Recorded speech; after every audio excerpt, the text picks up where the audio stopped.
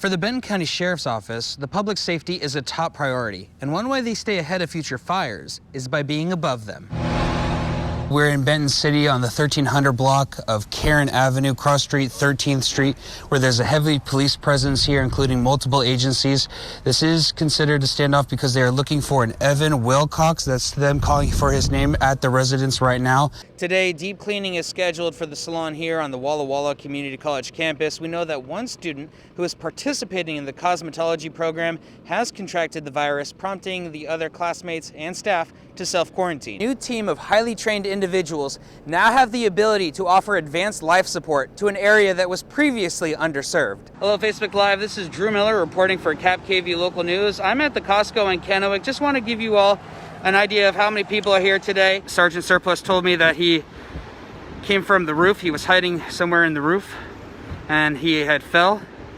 That's when they located him. I just spoke to officers. They say there are no injuries, and as you can see, traffic is moving. Behind me is Axe Keeper, a soon-to-be hotspot for axe throwing. Inside is a small family working really hard to get this place open, and their story is a great example of how to stay on target. Now, when talking to locals about the burglaries that have happened in this area, residents on this street are not that concerned, and it's mainly because of the strong neighborhood watch they've created. Good morning, Facebook Live. This is Drew Miller reporting for Cap KVUE Local News. As you can see, heavy smoke right in front of me. Firefighters are battling this blaze. We heard about this fire come over the scanner a few minutes ago. It appears that he was taking the bale of hay from the stack when it fell on top of him. That's why he had to be life flighted out of here. The police believe that the suspect is still inside, so they are taking every precaution here and waiting it out to see if he'll come out. This is what a command center looks like for 9 separate fires in the age of COVID. Typically, command centers are much closer to the action, but that won't stop crews from doing everything they can to keep everyone safe. This morning at 10 a.m., authorities surrounded the 300 block of 7th Street after learning Stephen Yangi might be inside his mother's home. According to Sergeant Surplus, Yangi had a warrant out of West Richland for eluding police and 5 warrants out of Montana, which included charges of criminal endangerment, fleeing law enforcement, tampering with evidence, and 2 counts of theft. Surplus also said the suspect had fled local authorities multiple times in the past. When authorities arrived this morning, family members were inside. Because they had no search warrant, none. I was cooking steak in this kitchen, and all of a sudden my daughter came in and said there were cops out front. They were in my gated fence, and they were looking for Stephen Yaney, and I said he wasn't here, and they said they had a search warrant, which they would not provide me and never have. And it's been 4 hours now, and we are out of our house. There's a little old lady sitting inside by herself.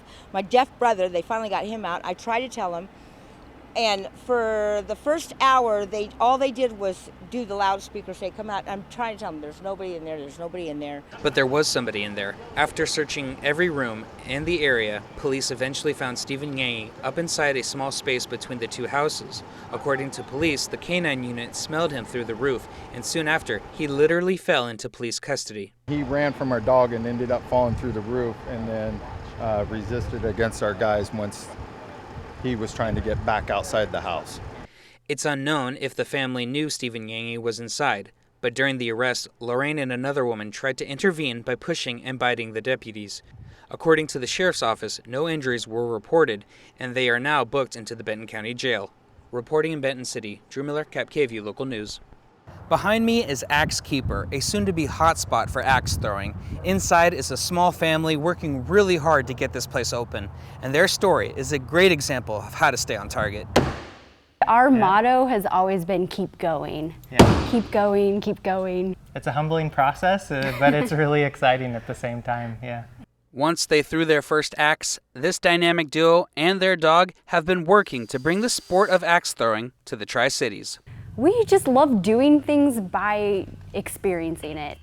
They rented the space in October and immediately developed a plan, but something that wasn't in the plan, being involved in a serious rollover car accident. Really kind of set us back quite a bit because our bodies were hurting. I mean, we didn't lose any limbs, we're alive, so we're very thankful for that. But, you know, it took some time to sort of get back to making things happen. And when it rains, it pours. Then all of a sudden this, COVID crisis hits, and it kind of throws all expectations out the window. Now we're really at the mercy of something that we have no idea sort of what to expect as far as that all goes. Fortunately, they've received assistance from their landlord, contractor, and community. They say continuing requires being flexible and adapting to your situation. It's tough. Times are tough, but we've been through tough times ourselves personally. We know the community's been through tough times also, and it's not going to be the last time that we're facing tough times. So we're just staying positive, motivated, and keep building our dreams. I'm sure I'm not the only one looking forward to when they open. Yes! Reporting in Pasco, Drew Miller, Cap KVU Local News. You see your wife every weekend for 3 years, and then all of a sudden you don't get to see her at all. It shocks you. It's hard to get used to that. Matthew Walker is an inmate at Airway Heights, and since the pandemic started, his wife, Kaylani, has been continually pressing the Washington State Department of Corrections to be transparent in how they're responding to outbreaks. It's believed the over 6,000 inmates who contracted COVID-19 were infected by staff members. Because none of us were infected. We can't get it. We're in here. It don't come to us unless they bring it to us. In the last year, 14 people have died while in custody due to complications with COVID-19. Other family members fear for their loved ones. He did not get a death sentence, and 13 more people die.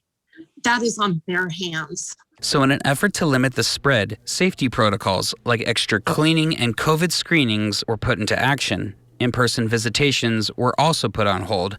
But after a year of only being allowed inconsistent video and phone calls, it's taken a toll on the young children whose parents are behind bars. I've done everything we can before COVID to really make that bond and really get that. So going like this whole year with this very minimal contact and stuff, it's quite damaging. And during a weekly virtual town hall, members of DOC get a chance to respond to the families of incarcerated concerns. This is their response to visitations on March 30th, 2021. As the department watches the cases of COVID increase in the communities in which the state's correctional facilities are located, as of today, the department does not have a date for reopening visitation. Other states say in-person visiting can happen once vaccines have been offered to inmates and staff. But not everyone here wants the shot. We're stuck. Our loved ones haven't gotten the shots they should have gotten so far.